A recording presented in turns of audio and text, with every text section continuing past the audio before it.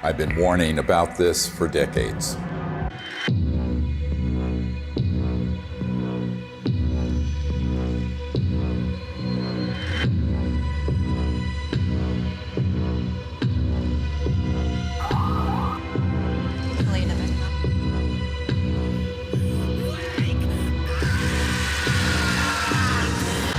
No, not that. This. Speaking of conspiracy theories that actually have truth at the bottom of them, the Corona Relief Bill the President signed last month contains a provision that hasn't gotten a lot of attention. It directs the Director of National Intelligence, in consultation with the Secretary of Defense and the heads of other agencies, to disclose what they know about UFOs within 180 days. So what are they going to tell us? I provided briefings for 4 presidents, foreign heads of state, generals, and a sitting CIA director who later betrayed me. I've seen lives destroyed. William Colby has been missing since April 27th. His canoe was found washed up on the banks of the Wicomico River. Friends murdered. Unthinkable evil unleashed on our planet. All to protect this illegal and immoral secrecy. And nothing I've seen scares me more than this unprecedented moment we are living through. We're in the final hour of an agenda that has been playing out for nearly a century. Centralized monopolies of power in government, the defense industry, and the corporate media are all converging on the same narrative that extraterrestrials are real, they're here, and they're a threat. Those are not weather balloons. Those are clearly autonomous aircraft of some kind that are, as you put it, swarming U.S. military craft. So these are there are 2 options. Under intelligent control. These are craft under intelligent control, and they're flying with impunity, Tucker, within our airspace, and they can outmaneuver, outperform anything that we seem to have. We need to find out who's operating them and also what the intent is. The truth is, we do know who's operating them. Some are indeed extraterrestrial, and they are absolutely not a threat, as you will see. It is, in fact, the secrecy that is an existential threat to life on Earth and beyond, as stated by the first CIA director, Vice Admiral Roscoe Hillenkoetter.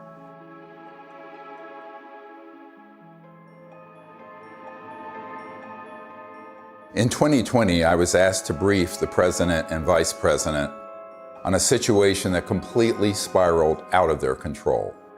They had been lied to, just as you have been lied to, and we cannot stop what is coming if we don't finally confront the truth.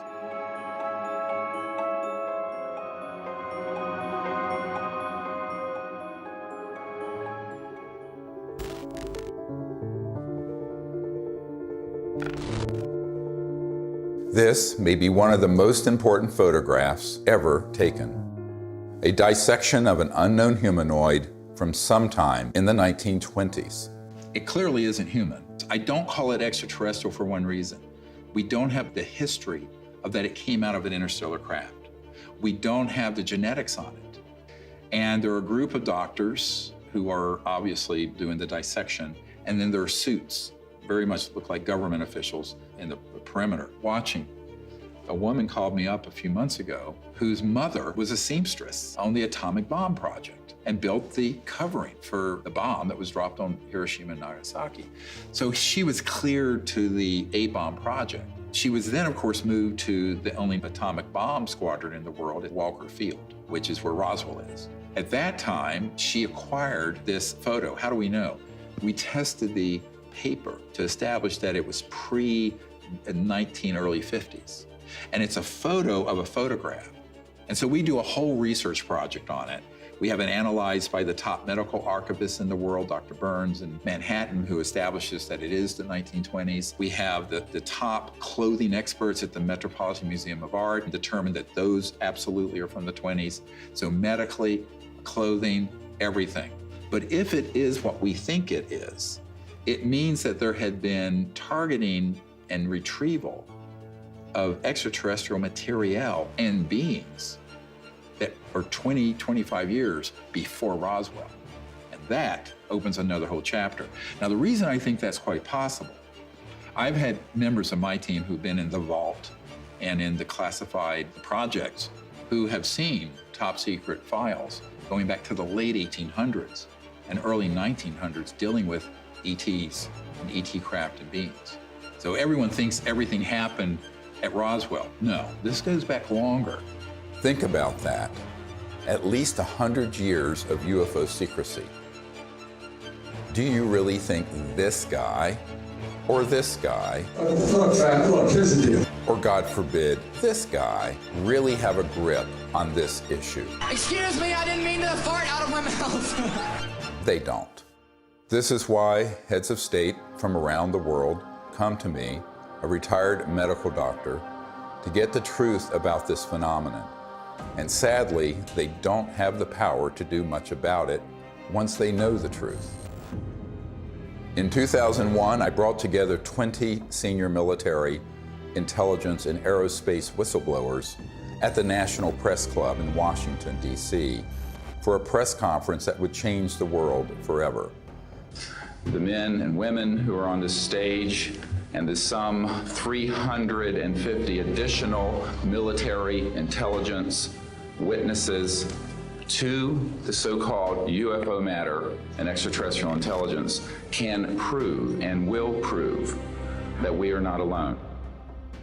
This marked the public debut of the Disclosure Project and the launch of the global disclosure movement to end UFO secrecy and disclose technologies that would end poverty, climate change, and the use of fossil fuels overnight and transform every aspect of life on Earth.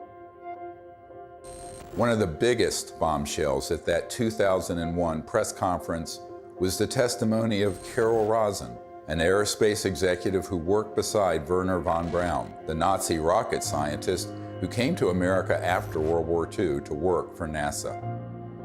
Carol received his deathbed confession, a testimony so terrifying that we spent the last 20 years trying to warn about it. Now here was von Braun sitting at a desk when I first met him, explaining to me that he was told he only had 3 to 6 weeks to live, but that he was going to stay alive long enough to teach me what the real game is that's going on. And it started out when I was in the industry, the Russians were the threat. We had to build space-based weapons against the Russians. And then third world countries called nations of concern at that time. And then the asteroid threat, which I thought was kind of comical that we could just put weapons up there to shoot down or steer an asteroid. And then it leads to the last card. And then he would repeat to me over and over, and the last card, the last card, the last card would be the extraterrestrial threat. He explained to me that there was a moment when we were going to be told that the extraterrestrial beings, that their craft were a threat, and they were not. These craft that have come here are now not UFOs, they're identified flying objects, and we know that they have beings in them. And we have witnesses here who have told you that they can shut down our missile silos. They can stop a rocket going into space that's a test. We have witnesses here who have worked in the classified departments who have the courage to come forward here to support what Wernher von Braun told me back in 1974 to 77. At the end, I said, and it's all a lie. Well, it's still all a lie.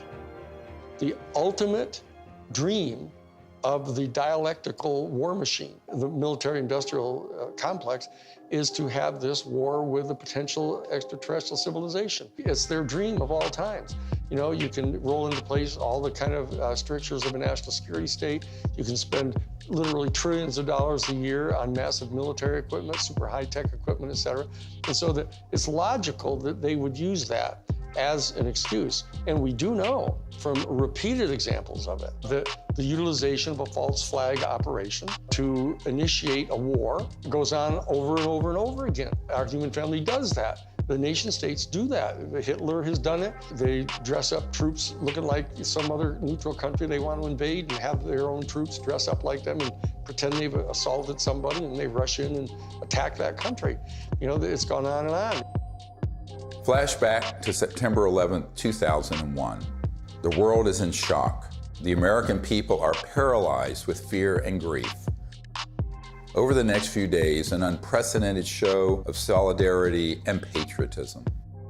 Americans fly their flag from every car and hang them outside their homes. They unify around an overwhelmed president, brought together as one by terror and loss. Few raised an eyebrow as constitutionally protected freedoms disappeared and the war drum beat loud and unopposed. The 9/11 attack set the stage for an invasion agenda that had been pre-planned for years, as General Wesley Clark revealed in a 2007 interview. He said, I just got this down from upstairs, meaning the Secretary of Defense's office today, and he said, this is a memo that describes how we're going to take out 7 countries in 5 years, starting with Iraq and then Syria, Lebanon, Libya, Somalia, Sudan, and finishing off Iran. I said, is it classified? He said, yes, sir. I said, well, don't show it to me. When Von Braun talked to me about this faked extraterrestrial, he called it a faked alien invasion that was being planned, I saw on a board a list of countries against whom we were going to build space-based weapons. I called Wesley Clark and he answered the phone. And I said, well, what is it about? And he said, well, I asked that question. What is it about? And the guy at the desk said, I don't know. I said, we're going to war with Iraq. Why? He said, I don't know. In its paper, published in 2000, Rebuilding America's Defenses, the neoconservative think tank Project for the New American Century asserted that only a, quote, new Pearl Harbor would generate the political will for the military and defense policy transformations the group desired. Indeed, these traumatizing events are always planned or hijacked in order to manipulate perception and manufacture consent for military action and the theft of our wealth and liberty. George W. Bush, Dick Cheney, and others had decided to go to war with Iraq long before Colin Powell gave that presentation. I feel like it was the lowest point in my professional and personal life that I had a hand in managing it. But we've come a long way since the 9/11 attacks. That same document that called for a new Pearl Harbor goes on to describe how we need to put weapons in space, and even predicts the creation of the Space Force. For a complete fascist takeover, the men behind the curtain will have to play their final card, a cosmic 9/11.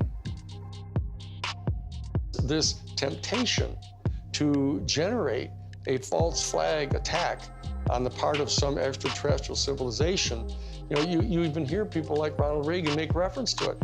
Perhaps we need some outside universal threat to make us recognize this common bound. I occasionally think how quickly our differences worldwide would vanish if we were facing an alien threat from outside this world. Wouldn't it be clear if we all of a sudden found ourselves being attacked by an extraterrestrial civilization? We'd finally all come together. Wouldn't that be really lovely? Well, it's not really lovely for the industrial state. They don't want to lose their other enemies first. They want to use up all that before they go to that extreme. The last card was the most profound experience I had in my whole life. And I accepted the mission. And until Stephen Greer picked me up and talked me into going to the Disclosure Project, when I had just about given up, that's when I saw that there were other witnesses to what's going on, to the truth, to the facts. When she told me what Wernher von Braun had said, it didn't surprise me, because I had previously met with a number of people in the defense industry and in the intelligence community who had already told me that there was such a plan and that it could be actuated at any moment. And that was one of the long-term agendas, was keep the technologies away so we can maintain our industrial base of fossil fuel and all this. When we're ready to pull the trigger on releasing this information, spin it in the direction that benefits the foxes guarding the henhouse, the people holding these secrets. But it was interesting to hear that all the way back in the early 70s that he had been warning her about this. And we know that those systems were developed actually in the late 40s and 50s. Truth seekers who explore the wonders of the ET phenomenon walk an extremely dangerous path. Most get sucked into the gravitational pull of the black hole of disinformation, where lies about the UFO cover-up and about ETs themselves poison the minds of even the smartest and most well-intentioned investigators. These lies include ETs are demons. It's all interdimensional, not extraterrestrial. We don't have man-made UFOs. Aliens are abducting people. And the worst one of all, aliens are a threat. Therefore, we need to build weapons in space. If we cannot commit to no weapons in space, to no war in space, then we're going to continue to have wars on Earth, and we're going to continue at the accelerated pace that we're in right now towards our own human extinction. One of the difficult things of the last 6 months was that I learned that the same group that had been feeding false information to the public through TTSA had their counterparts that had been going into the president's office providing some information, but a lot of disinformation. So the way really good counterintelligence works, or disinformation works, is that at the core of it, there's some truth. So they'd say, okay, the aliens are here, and here's some evidence, but they're a threat to the national security, and we need to have the Space Force. Wow, Space Force. And they get into this thing called the White House and the national security state, and they're completely at the mercy of the people who are going to brief them, and the ones who are assigned and cleared to talk about this issue, by definition, have been in those clandestine operations. I did a video brief for the president, vice president, and also for President Putin. That the problem is, by the time I had good access, they had already been, unfortunately, quite brainwashed on this, had already taken policy steps that included the Space Force creation and what have you, and then we were running up against the election. One thing is clear, is that the normal constitutional channels that you would think would be in control of that aren't. Presidents that aren't briefed in on this, heads of the Defense Intelligence Agency come in who aren't briefed, and I'm convinced they're not. From talking to them, it's clear they don't know what's going on there. So there's some other structure. I happen to be persuaded by the evidence that immediately after Roswell, when they recovered a craft and bodies from the UFO vehicle, that the Truman administration set up a body that was outside of the normal constitutional framework of our United States government. And it was made up of major elite people that they view as the real power elite. A shadowy government with its own Air Force, its own Navy, its own fundraising mechanism, and the ability to pursue its own ideas of the national interest, free from all checks and balances, and free from the law itself. It's sort of a shadow government within the government, not just in the United States, but all around the world. And the kind of power they have, both financially, technologically, and the means of projecting power militarily, is much greater than anything that the conventional military or the conventional government or the President of the United States has. Eisenhower knew it, and by the time he left office was very upset about it. In the councils of government, we must guard against the acquisition of unwarranted influence, whether sought or unsought, by the military-industrial complex. The ETs actually had reached out to Eisenhower near what's now Edwards Air Force Base, Muroc, and really wanted us to stop disrupting the fabric of the universe with these nuclear weapons and advance in a positive way into space and become part of an interplanetary family, which would have been wonderful for humanity, wonderful for the cosmos. But the people who make a lot of money from war and a lot of control of the populace through fear did not want that. So they circled their limousines and sort of moved aside the good people who would have been arguing for that. And that included Eisenhower. We must also be alert to the equal and opposite danger that public policy could itself become the captive of a scientific, technological elite. The fascist element that is owning most of the stock in the major corporations, especially the oil corporations and the natural gas corporations and the pharmaceutical industry, the railroads, the shipping lines. Virtually all these people are fascists, all during the robber baron era. That's what they did. They laid claim to those areas of our American economy, and they've never relinquished them.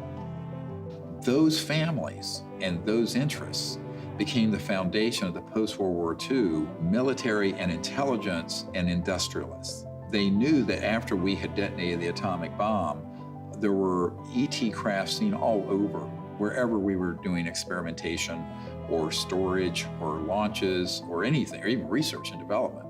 The ETs were very concerned about that for reasons we'll get into. So the military-industrial complex, as Eisenhower called it, became very powerful and developed clandestine, covert, unacknowledged special access projects that eventually moved the president out of the way and pushed Eisenhower outside the inner circle. I tell people that that was the era when the presidency was decapitated. Fascism isn't, somebody wearing, a monocle and 6-league boots with a saber scar, and all that stuff, and strutting around in Nazi uniforms. A fascist is a person who believes that the best way to develop the economic resources of the planet and to distribute them among people is to get a hold of them and have exclusive privileged access to these strategic raw materials, and have the corporations that have access to these strategic raw materials, and to be able to put them through the machinery that they pay for and that they invest in and establishing in producing these products and hiring people. And they believe that that's the best way to have their economy function. And so that the instrumentalities of the state, of the government, are put at the disposal of the private interests of the corporations. That's exactly what was going on in Germany.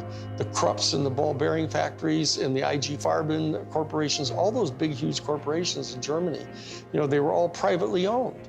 In fact, they were financed by Brown Brothers Harriman and giving the loans to the post-World War I Germany to build them back up. Andrew Mellon had intimate dealings with Hjalmar Schacht, who was Hitler's private banker. And so did Sullivan and Cromwell. I mean, this is dirty, nasty history. Oh, invest in Nazi Germany. Hitler's a great guy. He's a Republican. Don't worry about it. You'll make lots of money. And then Standard Oil, through straw man in Portugal, all during the war. I mean, business thrives during war. You know that. It's a racket. That whole concept of fascism, and it's a word that gets totally misused because people somehow conflate it with just authoritarianism. But it's a very narrow definition, and it's an accurate definition of what it was that the Central Intelligence Agency was doing, actually promulgating the private interest of the major corporations. And they were putting at the disposal of the interests of those corporations all the instrumentalities of the United States government, most importantly, the military and their intelligence operations and their covert operations. We're keeping the oil. We have the oil. The oil is secure. We left troops behind only for the oil. Because they basically believed that what's good for General Motors is good for America. And it was an entire theory of economic development. And so that they viewed anybody who interfered with that in any way at all as an enemy of the United States. And so that's how the national security state got really established and institutionalized. And so that when they encounter an event like Roswell, where this extraordinary technology crashes, they realize that there's this extraterrestrial civilization that's got this technology that is way beyond anything we've got. Their instantaneous response to that was, let's get it for us. And that we'll have it, and it'll give us this overwhelming advantage over any of our adversaries that are threatening our world dominion, or our, what they call full spectrum dominance, was their actual term that they used. My granddad and I, when we were talking, I'll never forget it. And he said, he was talking about Patton. And of course, he said, I was in Czechoslovakia with Patton in April of '45. And I thought, oh, that was neat. What did you do? And then he's like, well, Patton had to secure a lot of the stuff that the SS had. And I said, oh, that's interesting. And they said, well, we went into this warehouse and there were all these exotic, jet aircraft, rocket engines, parts of the V-2 and maybe a V-3, I don't know. I said, oh, that's interesting. He says, I saw a disc-shaped aircraft.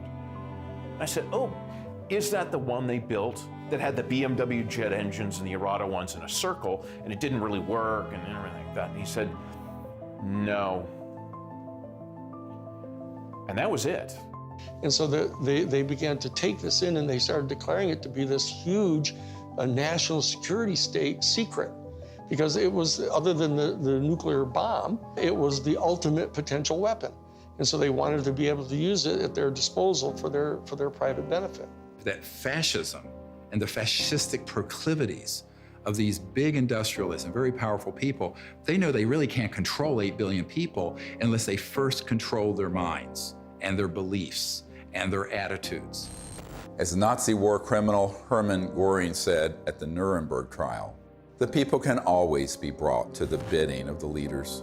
This is easy. All you have to do is tell them they are being attacked and denounce the pacifists for lack of patriotism and exposing the country to danger. It works the same in any country.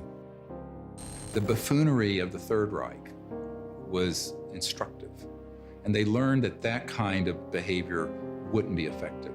So they went subterranean. They went covert. People don't understand. We won the battle of World War II. We did not win that war.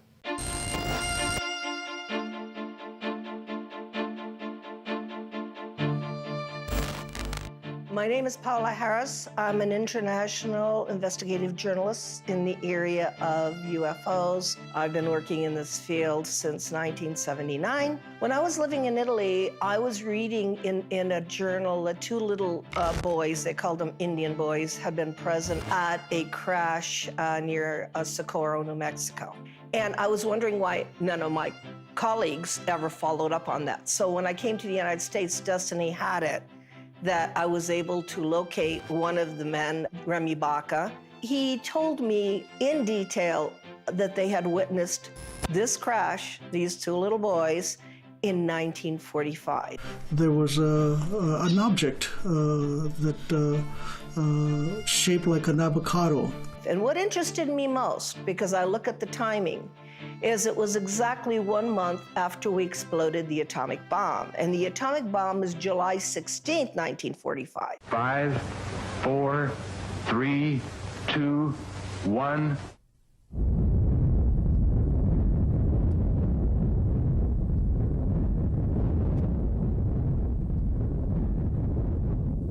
And they actually went up to the crash site and saw 3 beings. They were tall and thin, they had long arms. They had said they looked like a standing fire ants. One of the witnesses said he thought they were hurt because they were screaming, and the witness was 9 years old, so he wanted to go in and help them. I had these feelings that were being projected from them to me through my mind. I could feel what they were feeling: pain, anxiety. They were far away from home. They were lost. They were hurt. And I could feel that. And I could see all kinds of pictures in my mind that to this day I have not been able to figure out what they were. So why it's important is we have 2 witnesses. It happened August 16th, 1945. And from that area, about 13 miles away, we had exploded the atomic bomb. So I thought, well, let me go there. And for 5 years, I investigated this case and realized that whatever happened 1 month later was a statement to the planet. It was a statement about our going into the nuclear age. And it was a statement that meant, wake up, because whatever you guys did 1 month before is going to affect you for the rest of the planetary life. Assuming that they've always been there, but what caused this great interest in us, this large incursion after 47? Obviously, yet the atom bomb. If you accept the multidimensional theory, it's highly likely that we've done a hell of a lot of damage. In somebody else's world, they might have even done more damage there than we did here. We kicked the hornet's nest because we actually were doing more damage in those other dimensions and worlds than we were doing here. Step in the shoes of a generic extraterrestrial who's tied into a civilization that's interstellar capable. And you are observing that in one person's lifespan, 100 years or so, we're going from guns and maybe cannons and a machine gun in World War I to thermonuclear weapons, then into the space age, then these clandestine and covert unacknowledged projects develop weapon systems based on studying extraterrestrial systems, and then beginning to put them on satellites, on aircraft, and on ships, and on land-based systems. So the ETs are sitting back and looking at this in its aggregate, and now we're decades into the solutions for poverty in the environment, decades into the ability to have a new economy that would be just, and also would be a space economy. We could be out in space peacefully. We're decades to when we should have ended the war to end all wars was supposed to be World War I. What have we done? One war after another. Now they want to launch the big one, this final card that Wernher von Braun spoke of, interplanetary war, by hoaxing an alien threat. So these civilizations are really quite appalled, frankly. And at the same time, we're using weapons like atomic and nuclear that disrupt the fabric of the universe, and their worlds are affected. We knew the world would not be the same. Few people laughed. Few people cried. Most people were silent. I remembered the line from the Hindu scripture, the Bhagavad Gita. Now I am become death, the destroyer of worlds. I suppose we all thought that, one way or another. I am death, the destroyer of worlds, plural. Worlds, plurals, not just this planet. So it got to me that Oppenheimer knew right well that they were having UFO visitations, that someone was interested, and I had in my possession already the MJ-12 documents that are on Ryan Wood's website. A letter from Robert Oppenheimer and Einstein, addressed to President Truman. It's called Relationships with Celestial Within Our Bodies. When you say relationships with celestial bodies, and you are calling whoever was over that area cultures, you're not really talking about any kind of hostility. What you're talking about is more integration. So that whole document said, what do we do with this problem? Do we communicate with them and treat them like they're another country? And if so, the United Nations is not capable of handling this. In the document, it says we need to create a supra-United Nations. These are the words of Einstein and Oppenheimer. Who can deal with this problem? The ETs have done a number of things when we go too far, where they stop it. Now, they don't do anything hostile or violent back. They've made it quite clear through very explicit events where the ETs do not want humans going out there with guns blazing. A couple of nuclear weapons sent into space were destroyed by the extraterrestrials. The one incident, for example, was they actually photographed the UFO following the missile as it climbed into space and shining a beam on it, which neutralized the missile. And that is their major concern, is to preserve the integrity of the Earth, because it affects their own system. The very end of the 70s and the early 80s, we attempted to put a nuclear weapon on the moon and explode it for scientific measurements and other things, which was not acceptable to the extraterrestrials. And what happened? They destroyed the weapon before it got to the moon.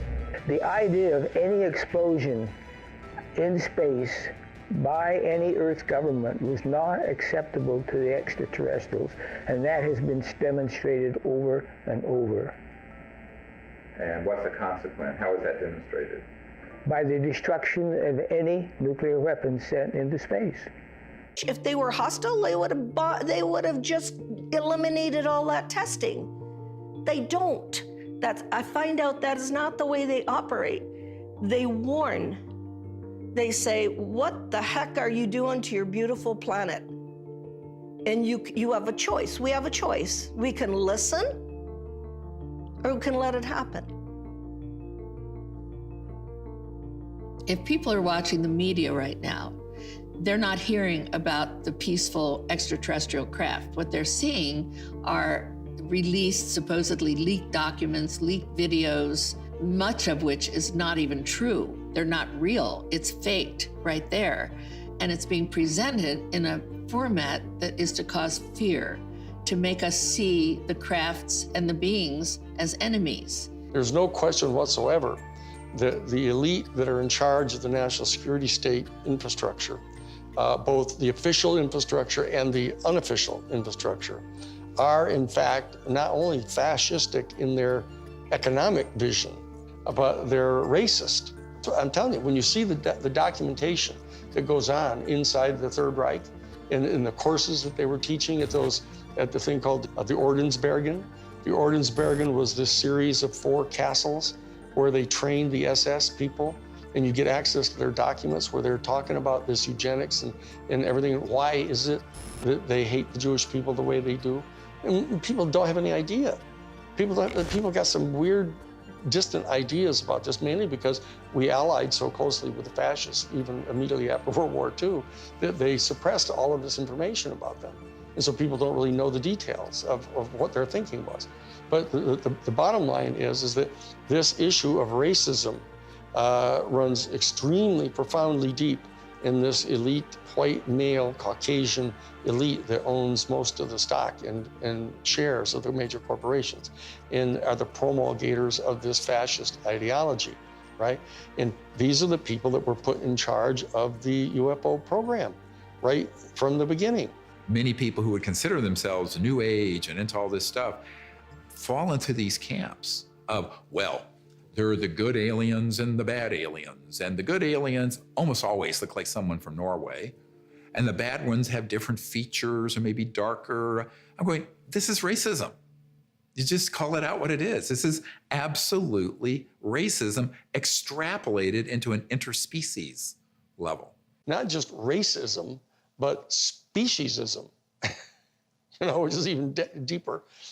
We have to try to overcome this. We have to train ourselves. They're hoping that we as humans evolve out of this mindset of ingrained racist tribalism and not go down the path that these covert interests want us to do and extrapolate into space, push out into space the racist world we've had. I call it exo-racism.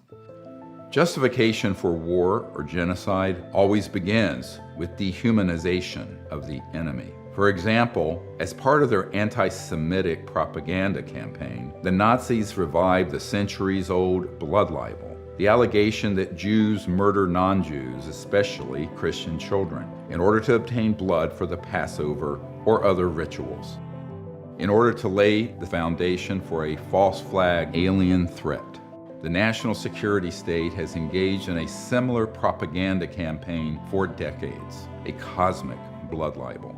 The national security state apparatus and their media allies have been flogging that particular theory that these extraterrestrial civilizations are all here to eat us or to take over our planet and rape our women. There's a whole scenario that's always gone on the part of authoritarian warrior states. About the ultimate other, the Hun.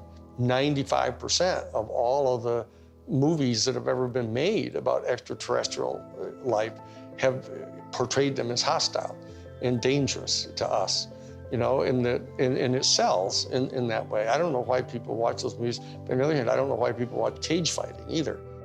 When Unacknowledged went viral and got hundreds of millions of people to see it, within months, they stood up the TTSA with Luis Elizondo, who is a famous disinformation operative in the Pentagon, at least amongst intelligence officials that I've met with, and others who are well-known disinformation figures within the UFO subject. That began the whole process of trying to pull the narrative back to, gee, we don't know what these are, but here's the evidence that we're, quote, leaking, which wasn't a leak, it was a controlled release. And then they hit the button, so the mainstream media that will take dictation from the intelligence community begins to cover it in the New York Times and CNN and every network around the world. Whereas the Disclosure Project has 100 times more direct military witnesses and better evidence. And they wouldn't touch it because it doesn't have the threat narrative attached. It doesn't have the agenda attached. This is a tradition in our family. You know, as you said, the Mellons were the first family of intelligence that will go along with, you know, we need to do this for the good of the country. You know, yes, you gotta lie and do whatever you have to do, but, you know, this is what we need to do. And they'll just do it.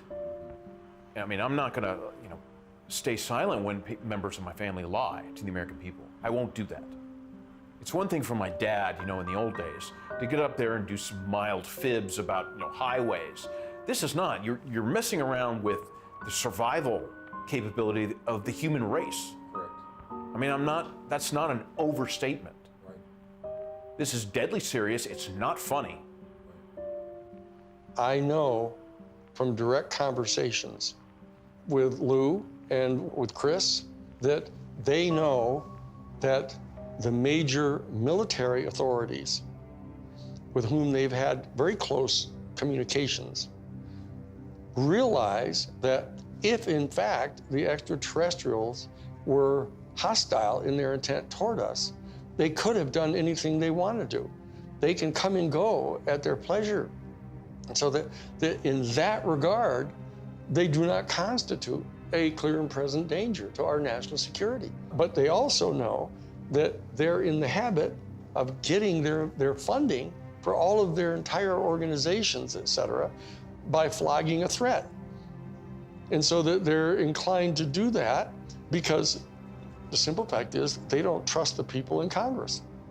They think the people in Congress are so Pavlovian in that they, in fact, distrust their constituency so much that they have to scare them.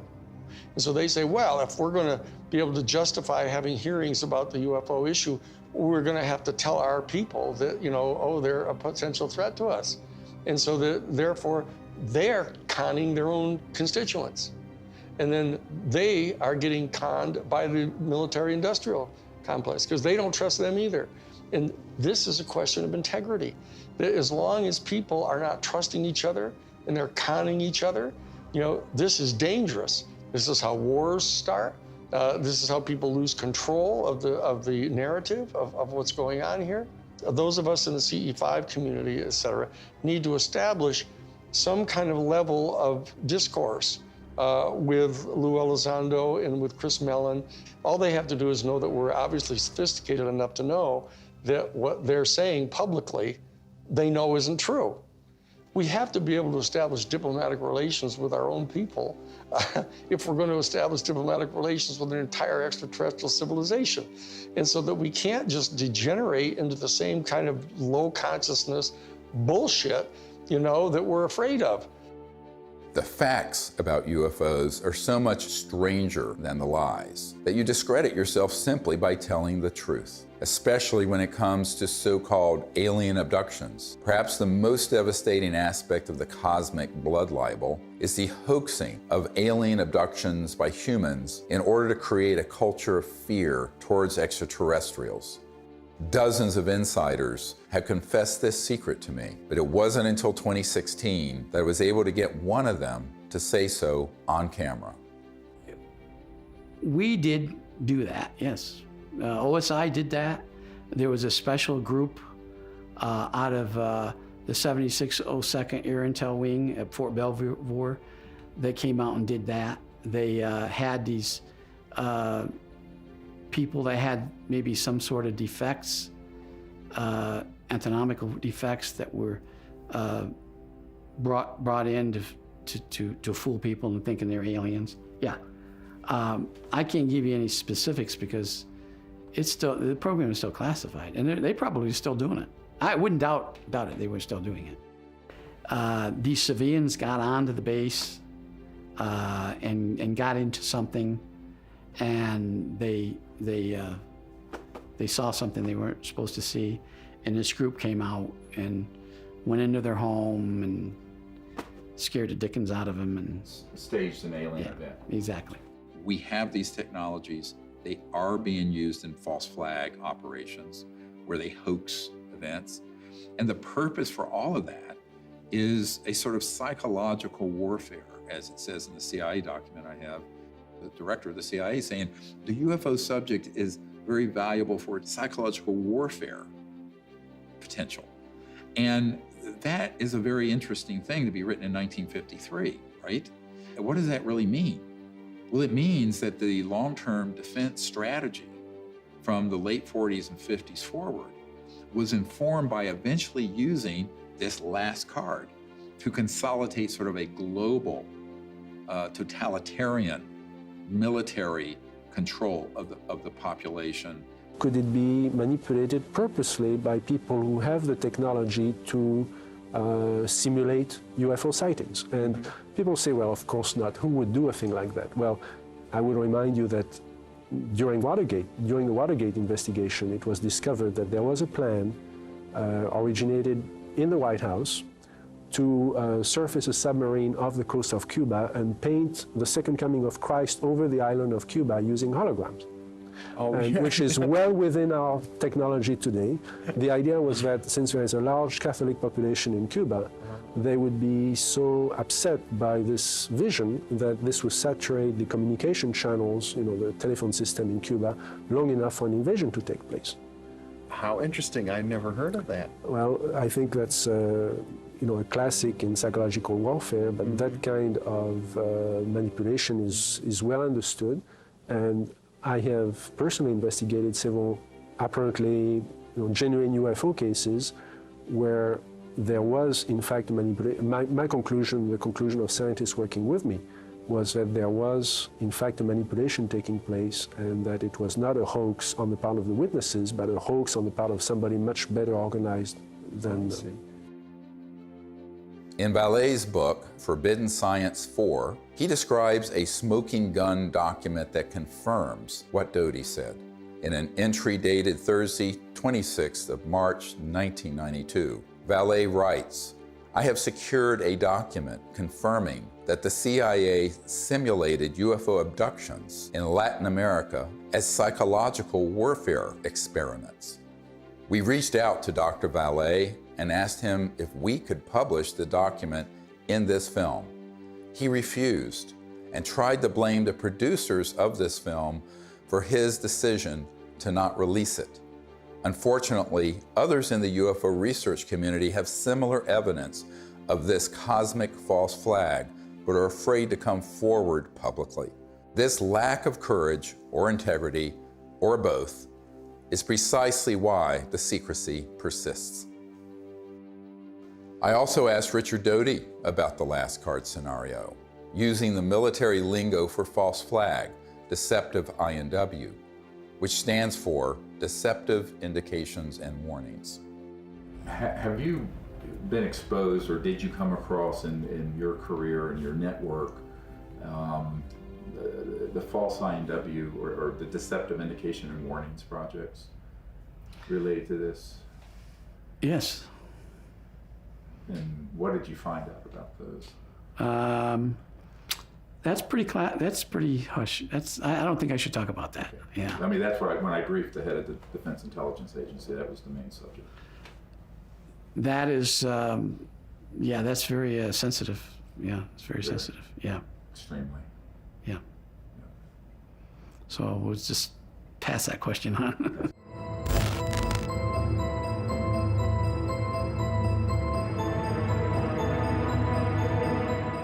Colonel Corso was given the job by General Trudeau for the Army in research and development of foreign technology. But the foreign technology is really foreign. I mean, it's so foreign, it's out of this world. And he explained to me that he had something called a nut file, of which he had fiber optics, high tenacity fibers. He named the things physically that he had there. He knew they came from extraterrestrial crashes or extraterrestrial materials they had recovered. And it was his job to take them to big companies to be back engineered. Now, in Colonel Corso's time, it was 1960, but this had been done way before 1960. These were extraterrestrial artifacts that had to go into industry. So for the first time in my naive years of research, I realized why the secret was secret. I always thought it was about, everybody would panic, then the religions would fall, and I had no idea this was going on.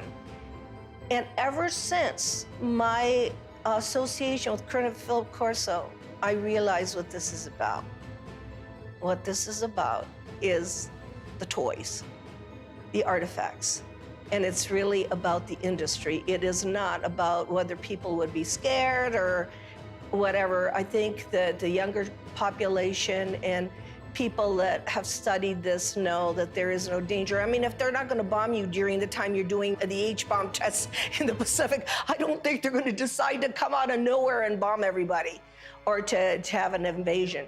There are too many times where we could have had an intervention that was hostile, and we never have, and we're the enemy. Hey, John, happy birthday. There's no way that I can, sugarcoat this. I was talking to a gentleman about the UAP report, and he contends the Pentagon has alien bodies and crafts. So I just wanted to run this past you. Does DOD have these things, and if so, where? Jeff, the UAP task force is really designed to take a look at these unexplained aerial phenomena, try to help us get a better understanding of them. Again, I'm not going to get ahead of the report that the DNI will submit, that we are helping, obviously, and providing input to, and I think I'll just leave it at that, Jeff. This exchange would have been unthinkable even a few months ago. And notice that he didn't deny it. There are three major lies of the current false flag disclosure of UFOs in the media. Number one, we do not know what UFOs are. Lie. Number two, the U.S. military does not have any aircraft that can perform in the way these UFOs maneuver. Lie. Number three, they are a threat to national security. Lie. The only threat to national security and world peace is the unacknowledged projects using man-made UFOs and other technologies to hoax alien events, period. And yet, we are inundated with messages about the threat to national security posed by UFOs.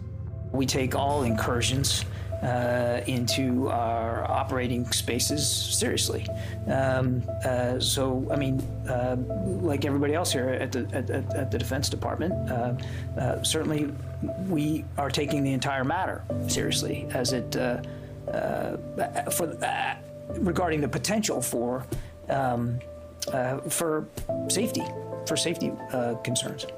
One of the most brilliantly subtle disinformation techniques currently being deployed against the people of Earth is this air of phony agnosticism that has been generated surrounding this issue. Do you believe that they sincerely don't know what these things are and where they don't? We have the best military on planet Earth, the greatest intelligence agencies. These are true unknowns, and they were swarming our military arsenals. They're seen over nuclear facilities. This is documented. We need to find out who is operating these vehicles. There's a certain studied agnosticism that the media is allowing to come out through these ufologists. For example, Nick Pope. I mean, we are under siege. It's like there's a war of nerves going on. And if this was drones belonging to a foreign adversary, there would be an absolute outcry. And yet, the situation we're in, that we don't know what these things are, and they might even be extraterrestrial, that's worse. So I agree with Luis Elizondo on this. This is a potential catastrophic failure of intelligence. The same thing with people like Chris Mellon. Whether he's been paid or not, he will get up there and say, well, we don't know what these are, we need to study them. There's a vital national security issue, which is that our sovereignty is being violated by vehicles of unknown origin. Chris and I have met, we've talked about all this stuff. I think the TTSA program was a little goofy with Tom DeLonge. This is a mechanism to change the way the government acts. You're going to see us dealing with the Senate, us meeting with the intelligence services of other governments, and everyone is coming out of the woodwork and saying, this is real, we got to do something about it, and it very well could be a threat, but we can't put our head in the sand. Former Blink-182 frontman Tom DeLonge launched To the Stars Academy, or TTSA, supposedly to bring scientists and whistleblowers together to advance the disclosure of UFOs. In reality, this was a thinly veiled front group for the Defense Intelligence Agency, staffed with notorious spooks like Jim Semivan, the former head of covert operations domestic for the CIA.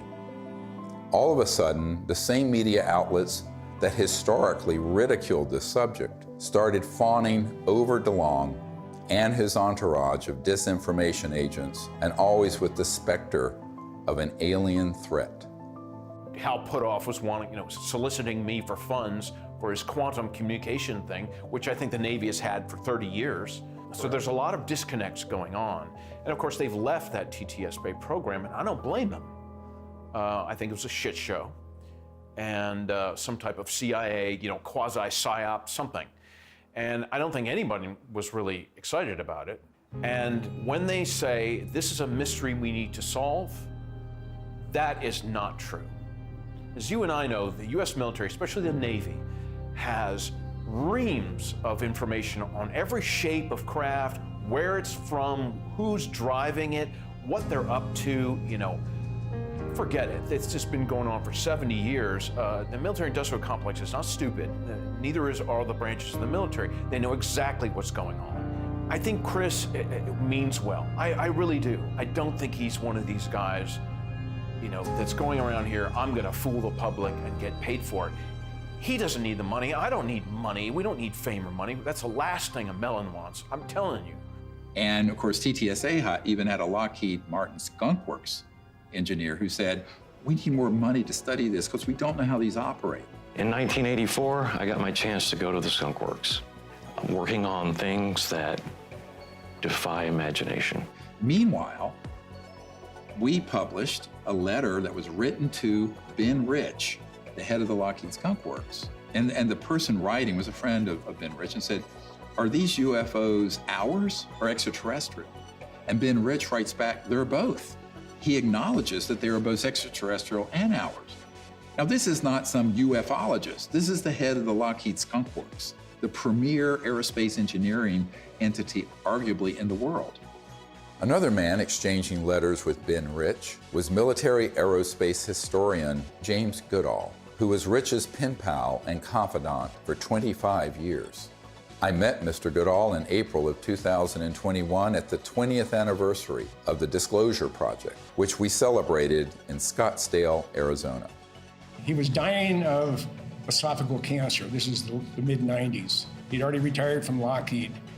And I tracked him down. He was at USC Medical Center near the end of his life. And we were talking about John Andrews and some other stuff, and we started talking about UFOs.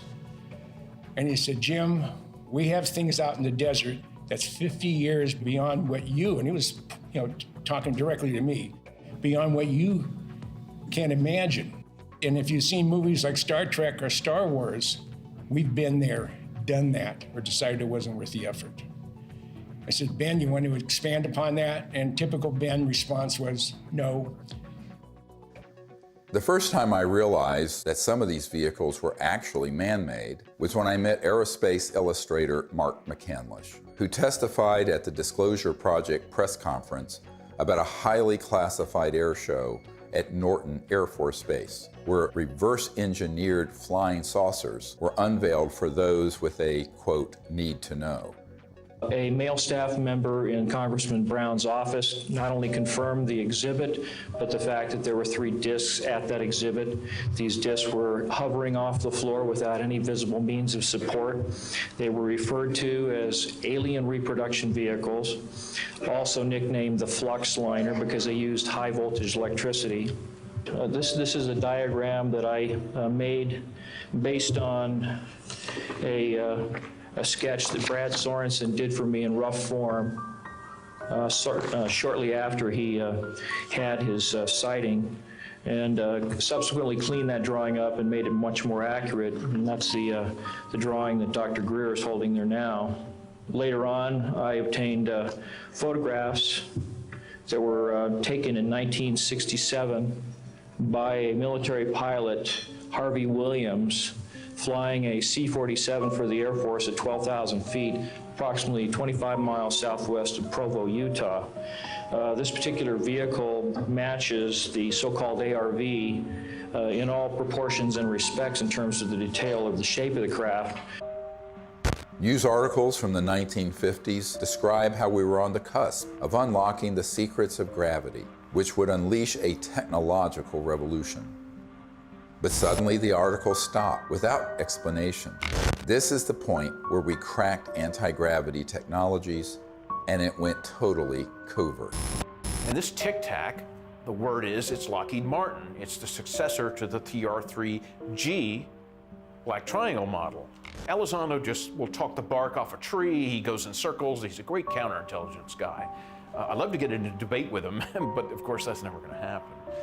Well, this is a document that was obtained through the Freedom of Information Act, and it demonstrates quite clearly that we have had issues with these, if you will, these UAPs or UFOs in the vernacular for at least 70 years, at least since 1950, probably earlier. And this is official U.S. government correspondence. This isn't some eyewitness report from a civilian. This is official government documentation from military personnel to very senior military brass. And what it says is very quite compelling that, look, we've had a lot of military and intelligence eyewitnesses, to include special agents and scientists, and all of them are seeing these things. And more importantly, the frequency has occurred on a regular and continuing basis over sensitive U.S. military facilities. And this has been occurring, Tucker, again, since 1950. The U.S. government has finally admitted that this is not some sort of secret U.S. technology. Quite the contrary.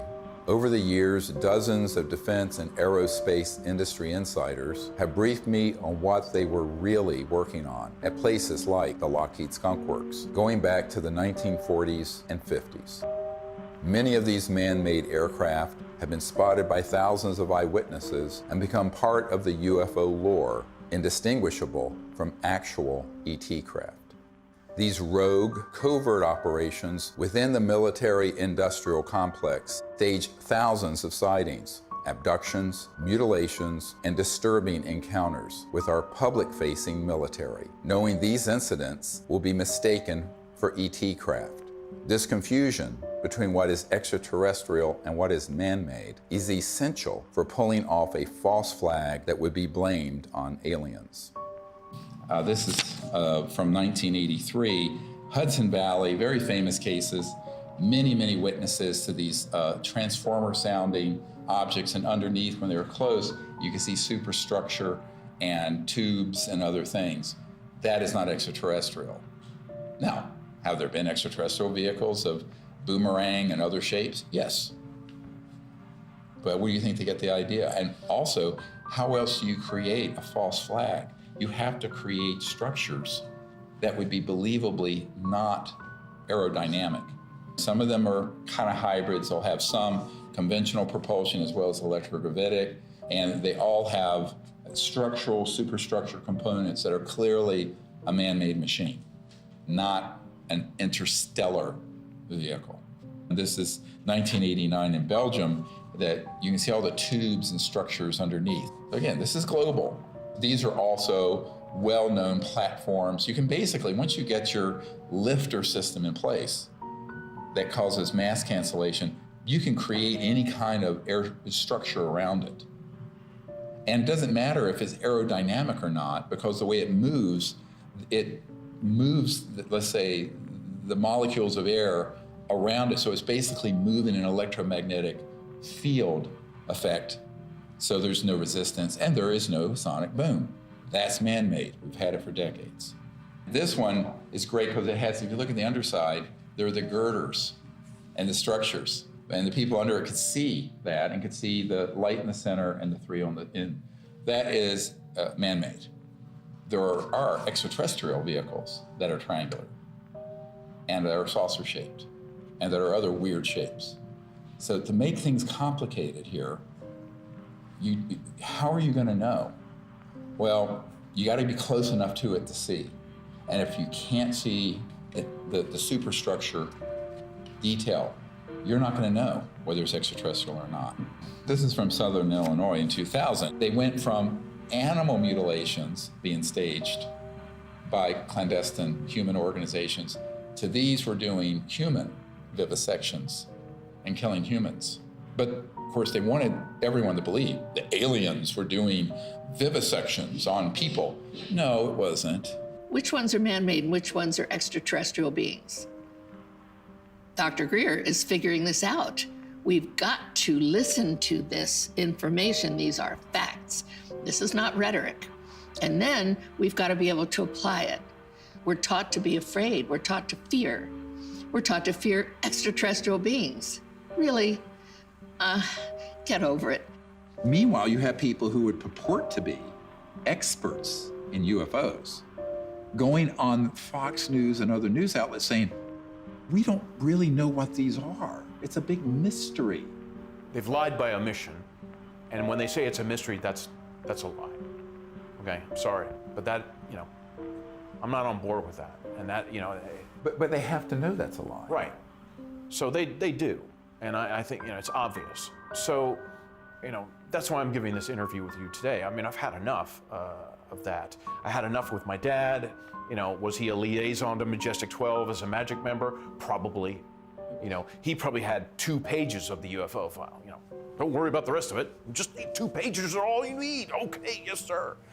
And Chris is going, yes, sir, too. So those people are very studied agnostics who act like we don't know, we don't know, we don't know. And that's why they're given an audience. If they were actually to say, here's what they are, here's what they're doing, which is what a truthful disclosure would be, they would be banned off those networks. I don't think I've ever spoken to anyone who has seen more reports, paperwork, photographs, interviews as you on this topic. Has there ever been a confirmed extraterrestrial ship? We'd have to say no. We'd have to say what's confirmed is that we don't know what this, let's call it a ship or an object. We don't know what it is. We can just say what it isn't. Right. And you can ask yourself, well then what, and of course what we call the extraterrestrial hypothesis is a valid one. I mean, maybe it is from some other place in the universe. In the axis of disinformation, Leslie Kean is the original shameless opportunist of ufology. Over 2 decades ago, Leslie embedded herself in the planning and execution of the Disclosure Project and then betrayed our trust by hijacking our top secret witnesses and case studies and repackaging them. Most people don't realize that on the day of the Disclosure Project press conference, intelligence agencies jammed our signal leaving the National Press Club building for the first hour. Leslie was there and she knew that we had revealed too much. She adopted this fake agnosticism so that every door to mainstream media outlets would be open for her. Anything that can operate in impunity within our airspace, within restricted airspace, that can have near misses with our Navy pilots, it has to be considered a potential threat. Anything that's in the skies that we don't know what it is, and it's demonstrating incredible capabilities. The only way the Department of Defense is going to deal with it is to see it as a potential threat. Anything that enters an airspace that's not supposed to be there is a threat. After receiving classified briefings on UAPs, Senator Marco Rubio called for a detailed analysis. This past December, while he was still head of the Intelligence Committee, he asked the Director of National Intelligence and the Pentagon to present Congress an unclassified report by next month. We've gone this way before. There have been many initiatives. Gerald Ford, when he was a congressman, held hearings, went nowhere. The whole window dressing of Project Blue Book, and then that was just really a publicity stunt by the Air Force. And most recently, the $22 million that the Pentagon spent on this Bigelow aerospace study. had a Zoom meeting this summer with General Herbert, the chief advisor to Senator Harry Reid, and they authorized this funding. After spending $110 million, maybe more than that, because it was a 6-year-long program, where's the beef? What's the results? That money went to Robert Bigelow, who was in Nevada. And he's a buddy of Harry Reid's, right? Right, who was chair of that committee. UFO proponent, exactly. Thinks they've definitely come here many times. Right, so, you've spent $100+ million gathering information, and what did you do with it, outside of, collecting a couple of videos? The people in that circle around Mr. Bigelow and Bigelow Aerospace were all operatives of these unacknowledged special access projects. They made sure that those $22 million were the equivalent of opening a toilet lid, putting the money in and flushing it. And so what General Herbert said to me is that even in the meetings in the Senate classified SCIF, Secure Communication Information Facility in the Senate, all they got was like a 40,000-foot view. He was an Army pilot. And no detail, no nothing. And I said, yes, that is what was done, and was done on purpose. And so there was a pretty sizable budget for this program. What did they find? Well, I mean, basically what they did with that budget is a lot of different research to try to document what was going on, to try to understand the physics behind how the objects, move around, and then to just keep records of what they were observing. But they haven't been able to find what they are, where they're from, or anything like that. And I said, do you feel they were holding back? He says, oh yeah, a lot. And we were very angry about it. Ultimately, the reason that $22 million grant wasn't renewed is that he and others realized they were being zoomed. They were being deceived and getting nothing out of it. It remains to be seen if they get anything out of this mandatory Director of National Intelligence and Office of Naval Intelligence report that's going to go to the Congress. I think that the more information that's in it, it could be even more dangerous than nothing, because I think they will cherry pick cases that they will spin as evidence of a national security threat. And that's what's been ramping up in the media. So my concern is we need to get ahead of that curve and release to the public this information with the evidence and everything we're presenting, so that people at least ask the critical question: is that report full and accurate? And is it even the truth? I think we need a lot of skepticism. If it's coming out of the US government or any other government and the mainstream media, until proven otherwise, it is cherry-picked information and someone has an agenda because they've hit the button, the go button with the mainstream media to cover it in a very specific way that does not redound to the benefit of the human race. Von Braun gave me the idea that we should have a bill in the Congress and it should have a matching treaty. Well, we did for a while, but in the Congress it didn't work, not in this country. So I went international. And international is where I found some intelligent life that was really willing to create an agreement, a treaty, to prevent the placement of weapons in outer space. Да, наверняка инопланетяне в той или иной форме и в том или ином образе присутствуют на планете Земля, потому что из миллиардов галактик, по теории даже вероятности, не может организованная разумная жизнь существовать только на планете Земля. Но пока инопланетяне своим присутствием не нанесли никакого ущерба землянам, инфраструктуре и вообще живым организмам на Земле. Поэтому говорить о том, что есть инопланетная угроза, это, наверное, не соответствует реальности. The beauty of having these Russian generals come forward and say this is that we've had a lot of, like Colonel Corso and others, come forward with evidence. Now we have these senior people in Russia, and we need more countries to do this, where they unshackle their leaders who know the truth of this and speak the truth to the world community. Now, if you listen to a lot of people, you hear, there are already weapons in space, blah, blah, blah.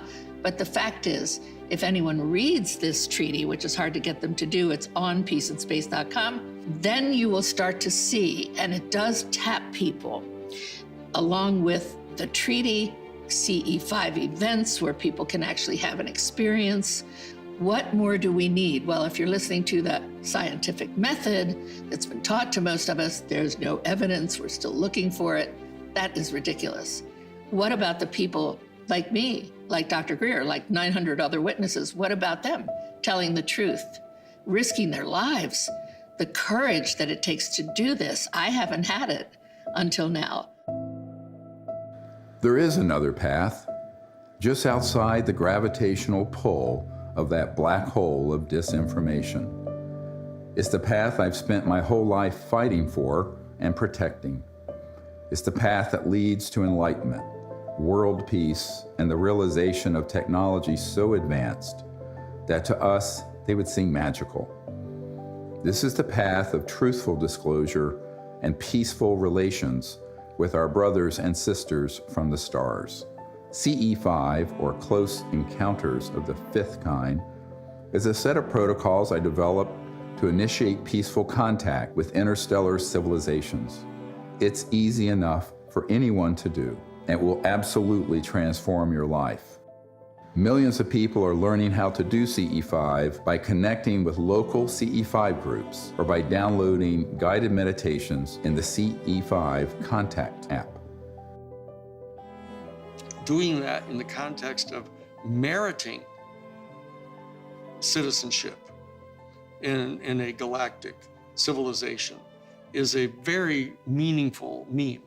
To say, look, we need to work on ourselves. We need to elevate our consciousness. We need to hearken to the higher angels of our own nature, etc. That's all a dynamic that we do have control over. That's why I think the CE5 thing is so important, because that's the best way to get data, not to be speculating, from our own political ideology about what they might be like. We really have to have direct communication with these beings. The more, the better. That dual role of elevating our own consciousness and rising to the highest levels of the angels of our own human nature on the one hand, and reaching out to establish communion and contact with the extraterrestrial beings themselves are the two pathways that we have. And in dealing with the national security state, we just have to take whatever steps we can in the legislative realm to impose treaties to keep us from doing things like militarizing space and developing space weapons and all that kind of stuff. That's another third leg of this stool that we have to really do to exercise whatever kind of control we can have over the political realm. And that, I think, is the only way we're going to have not just world peace. World peace should have happened at the end of World War I. We have to have universal peace. At this point, world peace is too late. We're already in an interstellar moment. We're already in a cosmic time. So we have to have universal peace. And universal peace comes from both our external policies and behaviors and from within, the great peace within, the state of universal consciousness. As we wrap up this film, we are seeing the threat narrative intensify by the day. Language like, "We need to stop trying to contact aliens," seems to confirm my long-held suspicion that CE5 would be blamed for a staged alien attack. Do not believe this lie. This isn't entertainment. This is our survival. I saw that Dr. Greer would never stop doing this until he took his last breath, and that he needed help with this. This is not about us. It's not about, fame, fortune, money. There's no money anyway in all this. It's about finding a group of people that have the same vision, but the most beautiful vision he has. And I've attended so many CE5s, is that he has found a way, a non-hostile way, to communicate with who's ever out there, because whoever's out there is depending on him to change this situation. So that, for me, is the most important. The CE5 protocols that everybody can do is going to make a darn difference. So for me, the Disclosure Project is a miracle. And it hasn't been easy. It has not been easy. Can I give you a hug? I love you. You just keep going. We're here. You just keep going, okay? I'll never leave you, so you just keep going. Do what you do. And do what you do the best, because if we don't do it, nobody's gonna do it. Do you understand that? Okay.